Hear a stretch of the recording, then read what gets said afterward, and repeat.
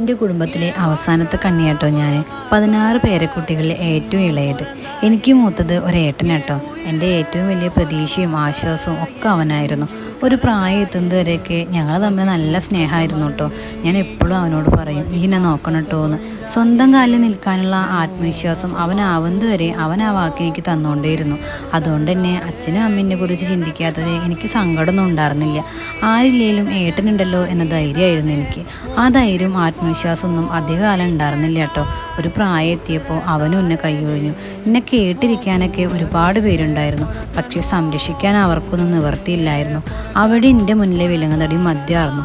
അതോടുകൂടി മദ്യപിക്കുന്നവരൊന്നടങ്ങ് എനിക്ക് വെറുപ്പായി.